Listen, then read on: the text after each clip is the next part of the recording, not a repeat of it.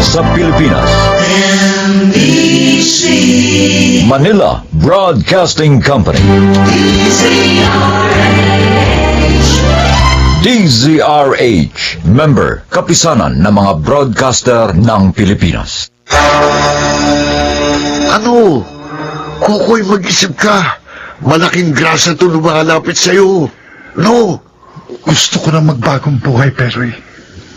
Sana maunawaan mo ko. At sana, ganun din ang gawin mo.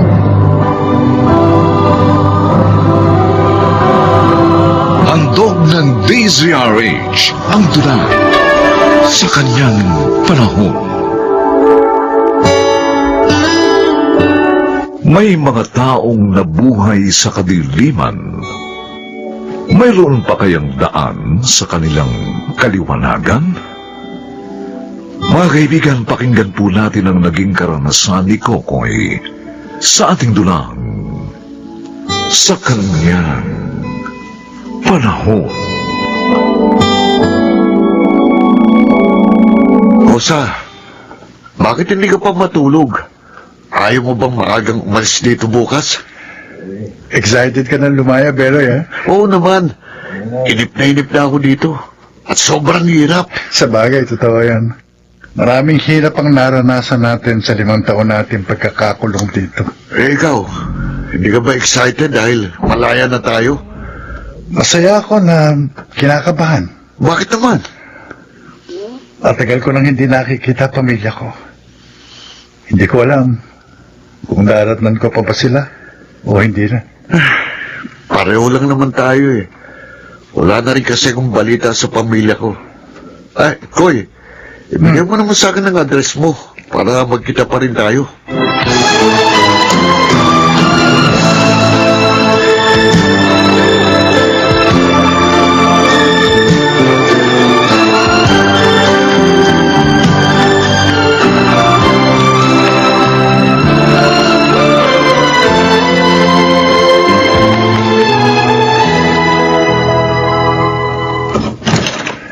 Nay!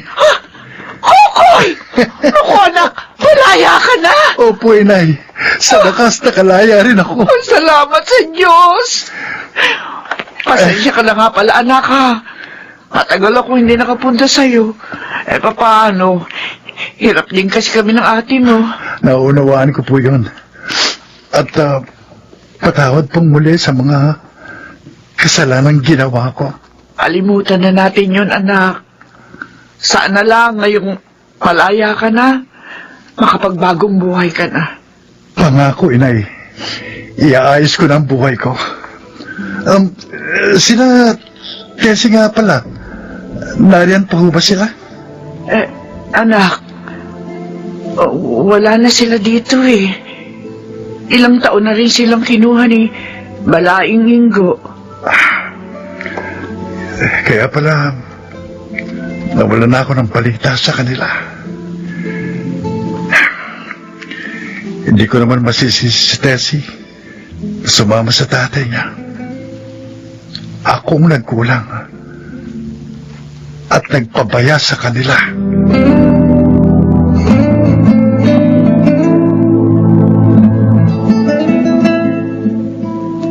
Tessie, may sulat ika mo sa iyo si Balaing Nita.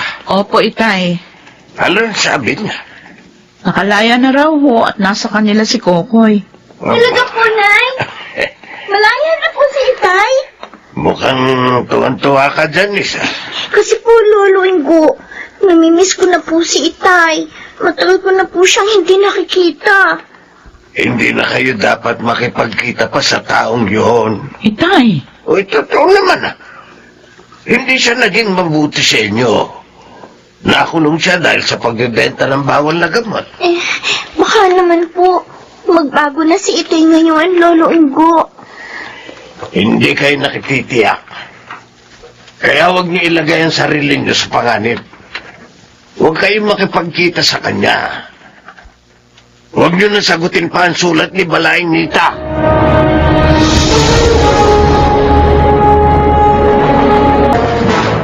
Magtitinda ka ng fishball at sa malamig, anak. Opo, Nay. Gagamitin kong puhunan itong kaunting pera ko. Susubukin ko ring magtinda ng pritong manok. Mabuti may pera ka. Kita ko ito sa mga livelihood project na ginawa namin sa kulungan.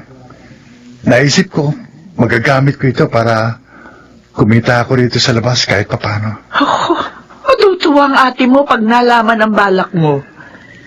Ito na lang ho kasi naisip kong paraan, Nay, para kumita ako. Nang hindi nagiging hadlang ang pagiging dati kong pilanggo. Ay, sige. Gawin mo yan, anak. At susuportahan ka namin sa iyong pagbabagong buhay.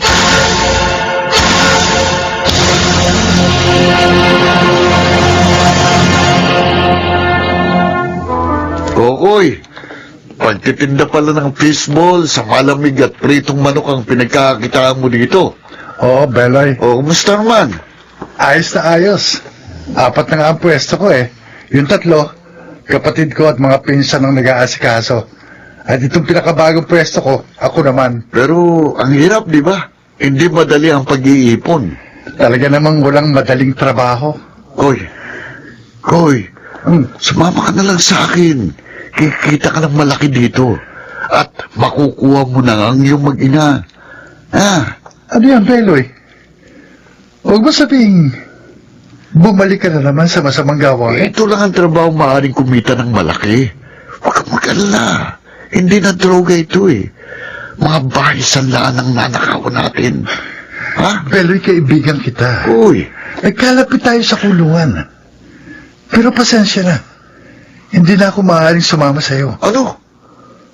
Koy, mag-isip ka. Malaking grasya itong lumalapit sa'yo. Gusto ko nang magbagong buhay, pare. Naku, Sana maunawaan mo ko. At sana, ganun din ang gawin mo.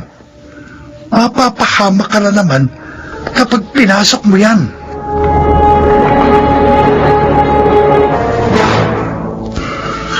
Salamat naman at hindi ka nagpasulsol sa kaibigan mong yun, anak.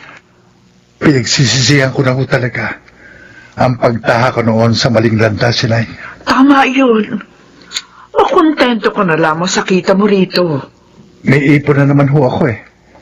At pagka natapos ko nang ipaayos ang bahay namin ni Tessie, susunduin ko ng aking mag-ina. At sana lang tanggapin pa nila ako.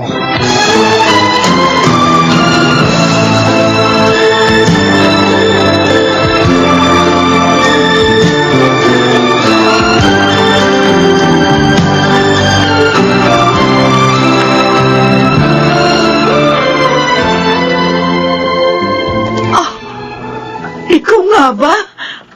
Kokoy? Ako nga, Tessie. Malaya na ako. Matagal na. Alam ko. Natanggap namin ang sulat ni Nanay Nita. Kaya lang, minawalan kami ni Itay na sagutin yun. Kasi, baka raw, hindi ka pa rin nagbabago. Naunawaan ko siya. Pinrotektahan lang kayo ni Tatay Ingo. Kumusta nga pala siya? At ang ating anak? Tay, Ah, nandito po ako. Shanice! Anak! Kumusta na po kaya, Tay? Nagbagong buhay na ang tatay mo, anak. May 4 na nga akong tindahan ng mga pritong manok sa Manila. At maayos na rin ang bahay natin. talaga, Kokoy? Oo, Tessie. At naparito ako para humingi ng tawad sa inyo. At sunduin na rin kayo. Pero paano po si Lolo Ingo? Na-stroke po siya. Inaalagaan at ipinagagamot po namin siya ni Inay. Tsaka hindi ko pwedeng iwan si Itay. Siya ang naging kaagapay ko ng mahabang panahon. Naiintindihan ko, Tessie. Kung gusto nyo, isama natin siya. Maluwag naman ang bahay natin. Doon na rin natin siya ipagamot. Talaga po, Itay? Payag kayo? Oo, anak. Para makabawi naman ako sa inyong lahat.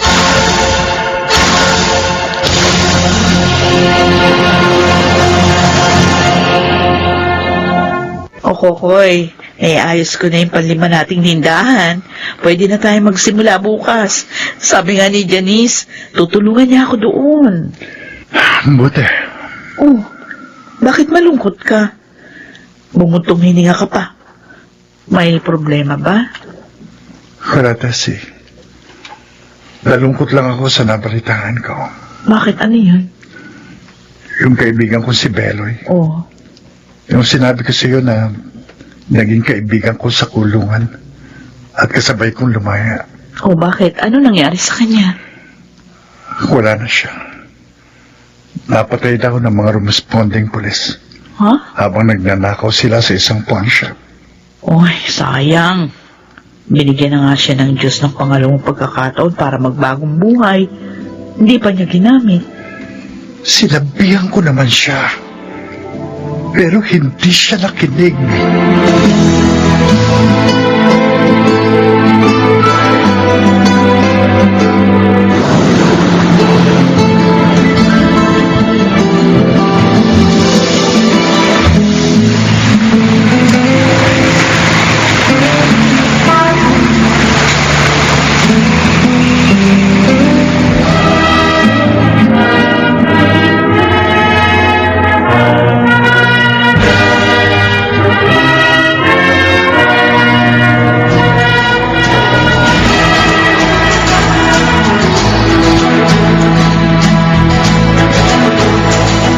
Binabati ka namin, Janice, anak. Thank you po, Itay. Isa ka ng ganap na accountant ngayon, Janice. Opo, Nay. At mas matutulungan ko na kayo ngayon sa business natin. Sinong mag-aakala na ang isang dating pusher na katulad ko ay isa ng negosyante ngayon? At may anak pang professional, ha? Alam mo, Kokoy, yun ay dahil nagbagong buhay ka. Oo. Kaya natagpuan mo ng lubos ang kaliwanagan.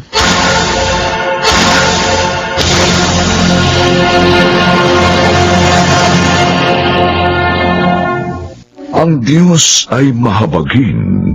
Sa lingkod niyang siya ay hahanapin. Muli siyang pagpapalain sa kanyang panahon.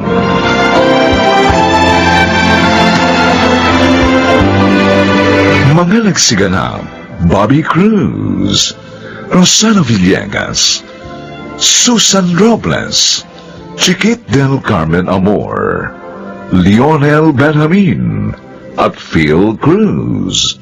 Special Sound Effects, Jerry Mutia. Technical Supervision, Eric Lucero at Bong Muyar.